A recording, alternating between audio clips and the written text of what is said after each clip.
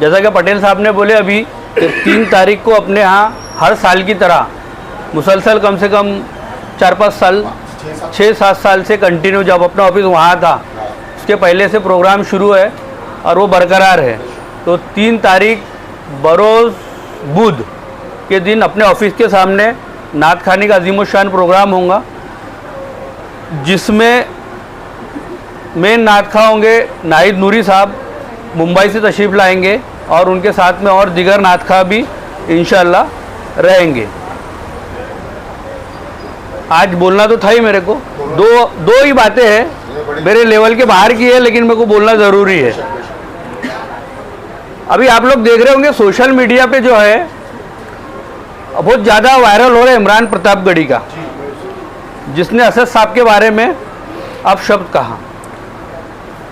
तो मैं जैसे जो लोगों को नहीं मालूम होगा यहाँ बैठे हुए और जो सुन रहे होंगे उनको नहीं मालूम होगा, तो सिर्फ क्लियर करना चाहूँगा कि उस इमरान प्रतापगढ़ी ने जो राज्यसभा का मेंबर है महाराष्ट्र से, उसने असद साहब के ऊपर इल्ज़ाम लगाया। यानी उनसे एक पत्रकार पूछ रहा था कि अब बीजेपी के साथ असद साहब का गठबंधन टूट गया क्या, ऐसा उसने जवाब दिया।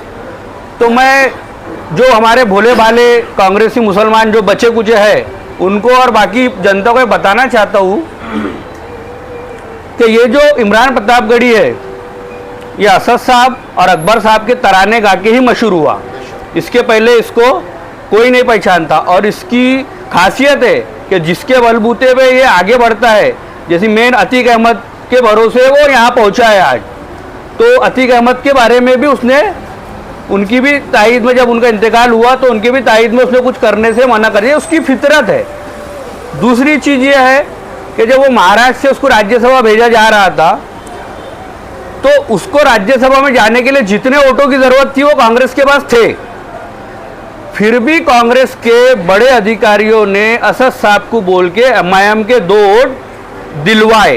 क्यों दिलवाए? क्योंकि उनको अपने जो वोटर थे, उनके जो वोट डालते राज्यसभा के खातर के लिए, उनके ऊपर भरोसा नहीं था। तो इमरान प्रतापगढ़ी तुम्हारे पार्टी के लोगों को तुम्हारे पे भरोसा नहीं था, इसीलिए एमआईएम के 2 वोटों के भरोसे तुम राज्यसभा गए। इसका तुमने शुक्रिया अदा करना चाहिए। दूसरी चीज़ उनका कहना था, यानी जो भी था बीजेपी के बारे में, असद साहब के बारे में, अभी कुछ दिन पहले यहाँ आए थे, वो अपने उर्स शरीफ में मुशायरा था, उसमें बुलाया गया था उनको बड़े उससे। तो अब कितने लोग मुशायरे में थे मेरे को नहीं मालूम, मैं भी नहीं था, मैं पीछे था पायताने में, माइक लगे थे वहाँ सुन रहा था।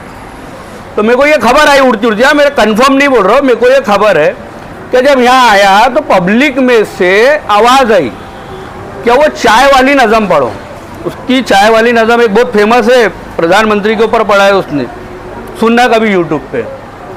तो मेरे को ऐसा लोगों ने बताया कि सामने प्यारे खान साहब, चेयरमैन साहब बैठे थे, तो उन्होंने उसको ऐसी आग दिखाए तो उसने वो नज़्म नहीं पढ़ा। तो बेटा तू बीजेपी से कितना डरता है और तेरा कितना गठबंधन है, लोगों को मत बता बेटा, हमारे साहब के तू जूती के बराबर नहीं है। तू जितना है ना, एक ही बार है ना, एक ही बार है।